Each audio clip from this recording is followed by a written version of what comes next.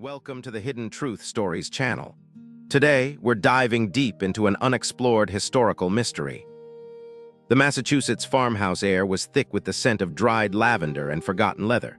A comforting, heavy aroma settled deep.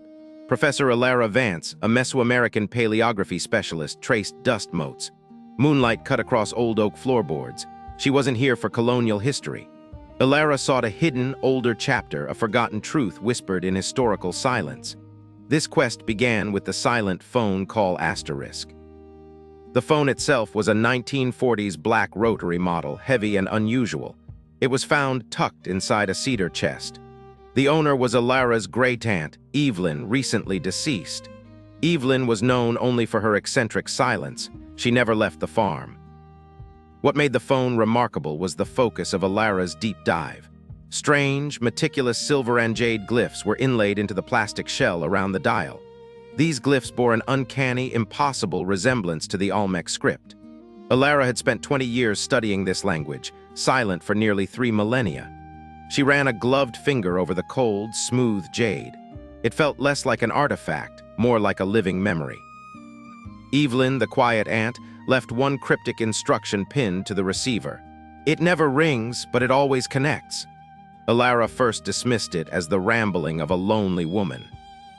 But the Olmec connection, the impossible mix of 20th century tech and ancient American civilization, drew her in. She left her university archives for this house. The silence here felt profound, holding its breath.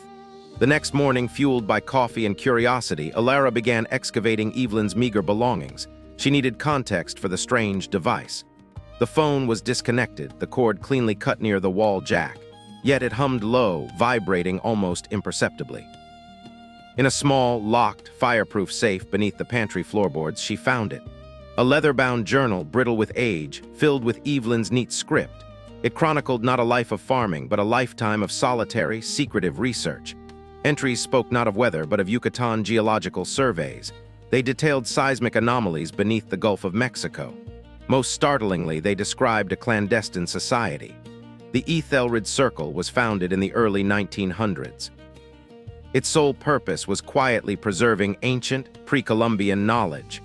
This knowledge defied the established historical timeline. It claimed contact between the old world and the new thousands of years before Columbus. Evelyn's final entry, dated a week before her death, was trembling. "They are listening for the silence. I have waited too long to make the call." This was the needle in a haystack discovery. It propelled Alara into a historical vortex. The Ethelred Circle, Evelyn claimed, believed the Olmec civilization was not purely indigenous. They were descendants of survivors.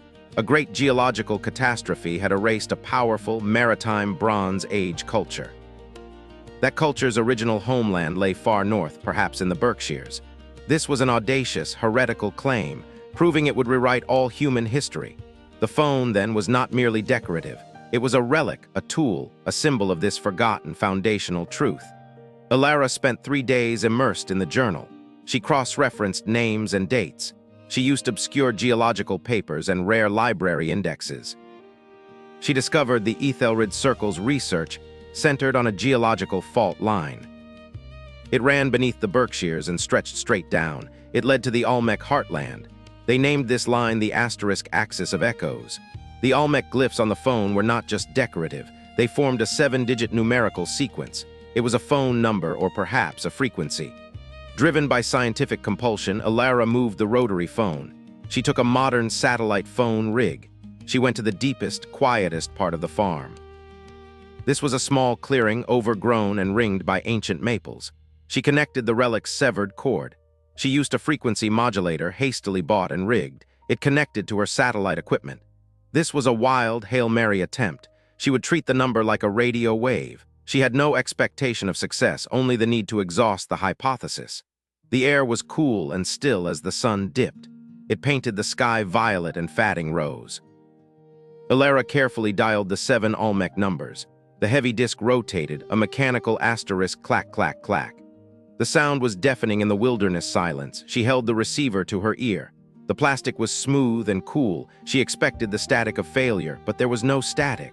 There was only the deepest, most profound silence she had ever known, a silence that felt less like an absence of sound. It felt more like a compression of it. Then a sound emerged, faint and utterly unique. It was a single, sustained, low-frequency tone. A sound just at the edge of human hearing, felt more in the chest than the eardrum, like the slow, deep breath of the earth itself. As the tone resonated, the small, antique phone began to glow faintly.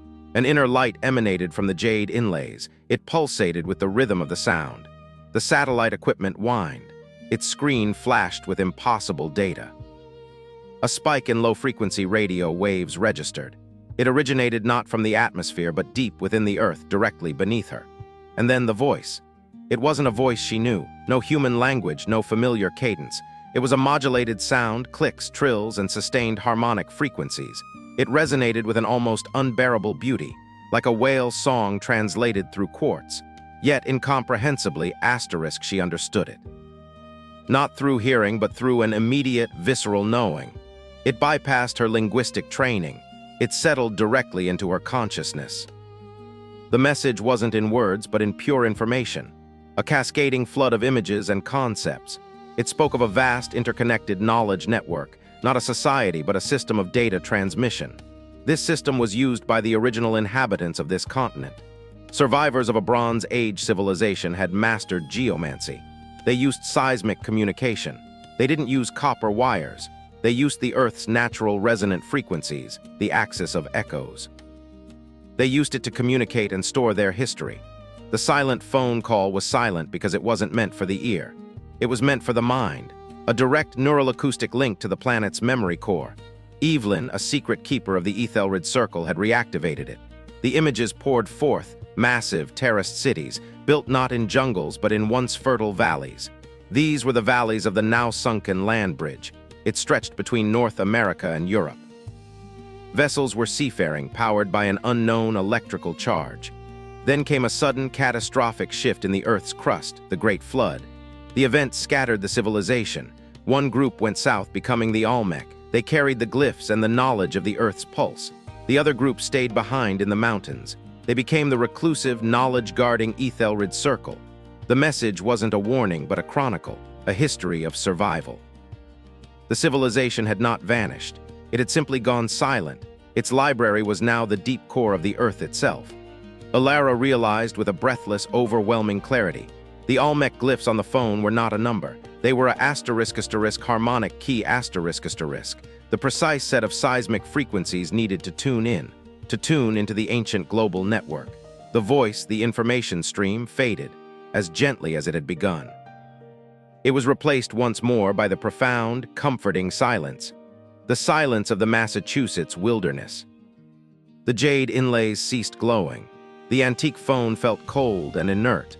Alara disconnected the wires. Her heart thrummed with the afterglow of 3,000 years of history. She had not only proven her great aunt Evelyn's hidden life was real. She had discovered a forgotten, oceanic chapter of human existence. It predated every textbook she had ever taught. The silent phone call was a testament to one fact. The most profound truths are often hidden in plain sight, disguised as artifacts of a simpler time. Waiting for the right key, the correct frequency to unlock the planet's collective memory, she packed the phone and the journal carefully. She was no longer just an academic. She was a quiet, deeply humbled keeper of the newly spoken silence. Her mission now was not to publish, not to shock the world with a sudden truth. It was to follow Evelyn's lead. To guard the silence, to study the knowledge gleaned, and to wait for the next time the Earth itself asked her to make a call. The history of the Americas, she knew, had just become immeasurably deeper, richer, and far more mysterious.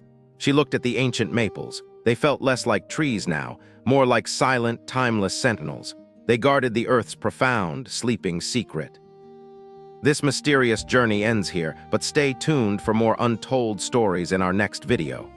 Subscribe to the channel and hit the bell icon so you don't miss any new stories. Thank you, and see you again.